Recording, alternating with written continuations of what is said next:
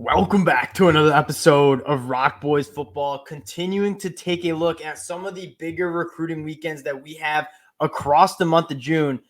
And the Clemson Tigers are holding their only official visit weekend in the month of June, but it is a massive one. If you guys are Clemson fans, you're probably familiar with what Dabo Swinney likes to do on the recruiting trail. He does it a little bit differently than other Power 5 schools. It's hard to knock him, though, because he's been one of the most successful college football coaches we've seen in the last decade, and he crushes it on the recruiting trail pretty consistently. But because it's the only weekend that Clemson is having official visits, the visitor list is absolutely loaded. I want to take a look at some of these recruits that are coming in and what the impact they could have on this program is. Before we get into it again, just want to always say thank you to you guys.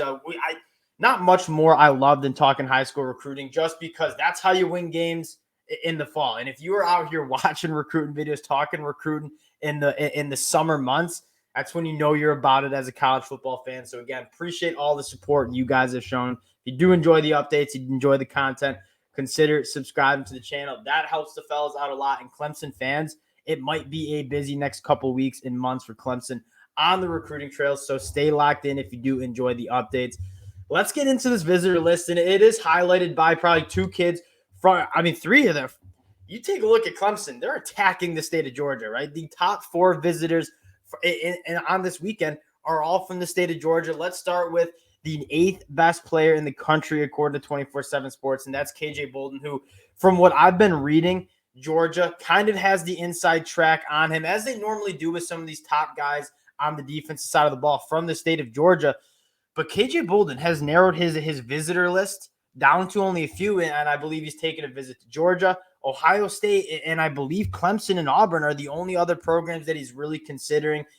Clemson's going to have a shot at any guy on the defensive side of the ball because of what they've done as a program in terms of proven development on the defensive side of the ball. KJ Bolden, a big-time playmaker that maybe Clemson's not in the lead for as of right now, but getting him around just a super talented group of individuals, I think is going to be really impactful and meaningful. And that's one thing you might want to talk about, is when you can get just all these top guys visiting on the same weekend, they kind of, one, recruit each other a little bit, and two, can kind of see how special this 2024 class could be if some of them end up going and committing to Clemson. So KJ Bolden, a name to watch, but I think what a lot of Clemson fans are probably going after hard is Mike Matthews, the number 3 wide receiver in the country, according to 24/7 Sports.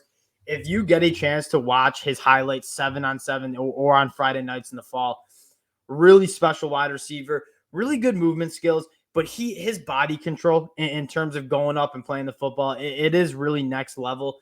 Mike Matthews is a guy that, you look at the wide receiver position for Clemson over the last couple of years, it used to be such a historic program in terms of wide receivers, right? Sammy Watkins, T. Higgins, DeAndre Hopkins, that's just to name a few.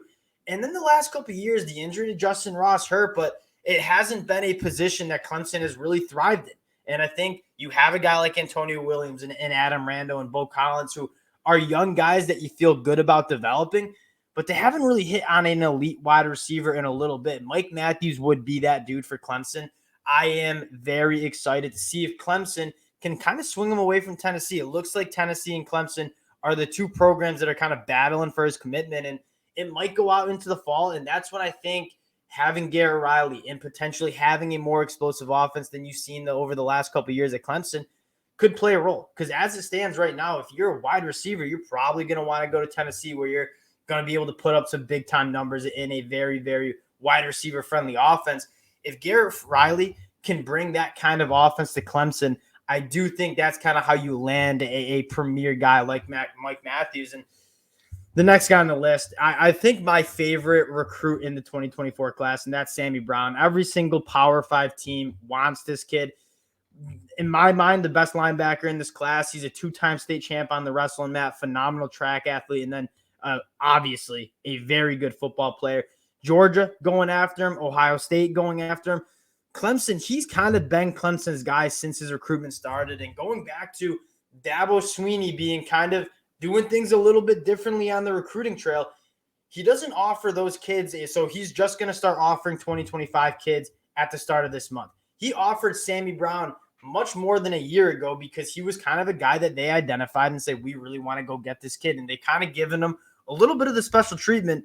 Dabo Swinney does not do that too often. And again, you're going up against some heavy hitters, especially from a kid who is in the state of Georgia. Georgia's going after him too. But this is one that I think Clemson fans feel really good about. Their chances are, I mean, he has had a really good relationship with Dabo Swinney in that staff throughout this recruiting process. I would keep your eye on that. And again, Edric Houston, another kid from the state of Georgia, who a defense, I wouldn't call Clemson defensive line U, but they've done a phenomenal job in terms of developing guys on the defensive line. You look back, Miles Murphy, KJ Henry, Brian Brzee, all guys who are going out and playing in the NFL. Clemson's been one of those programs that's just putting out defensive linemen like clockwork into the NFL. Edric Houston, one of the more coveted edge rushers and kind of swing defensive linemen in this class.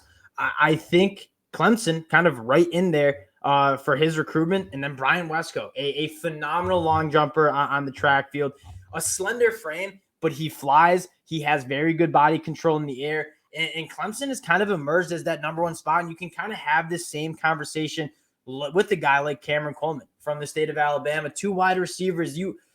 Clemson's going to have some of the best wide receivers in this 2024 class. When you talk about Mike Matthews also in the fold here, I think Clemson's got to try to land one of these wide receivers, because again, going back to our conversation, this has been kind of a sore spot in terms of the development and the talent in that wide receiver room. It hasn't really been there.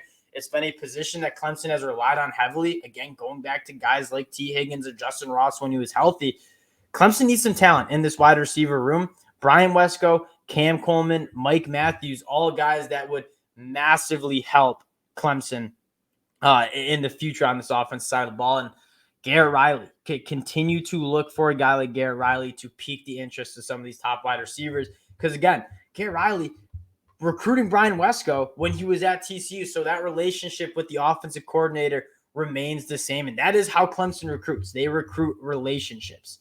Going back to some of the guys that I'm intrigued with, Casey Poe, a guy that Clemson is in it with Georgia and Alabama. And then Darian Mayo, a guy that is very, very intriguing as a prospect. He's 6'7", 250 pounds. Not really sure what he's going to do. It almost seems like he's going to be more of a 3-tech guy, because he's got some room to fill out that frame, being 6'7", phenomenal length. Michigan seemingly in the league for Darian Mayo, but going back to what Clemson does best, they've done a phenomenal job recruiting the defensive line position and developing the defensive line position. I think Clemson probably right in it with a guy like Darian Mayo too, and the list goes on and on. But those were some of the guys that I kind of wanted to talk about Clemson having. Again, their only official visit weekend that they will be having in the month of June. It allows them to not only say, like, if you have to make time to come visit Clemson, because we're not available the whole month of June like these other programs. So if Clemson is a top contender on your list, you're visiting on June 2nd. And I think for all these prospects, what's that show you? It shows you that Clemson is high on their list. They are contenders in a recruiting world where guys are taking visits left and right. You have to make time to go and make this official visit to Clemson happen. I'm very intrigued to see what comes out of it, because again, this type of weekend is how you win ACC championship games. It's how you get to the college football playoffs. You need to land this type of talent.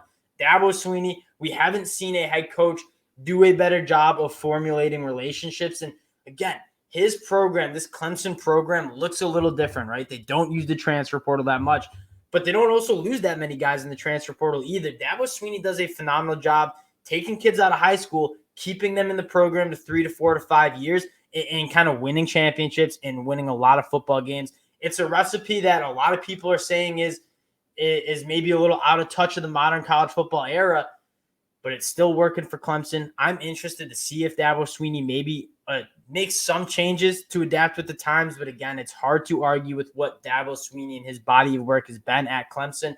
A massive, massive weekend for Clemson coming up. So again, wanted to keep you guys updated on this. If you do enjoy the content, again, consider subscribing to the channel. We appreciate you guys, and we'll talk to y'all later. Peace.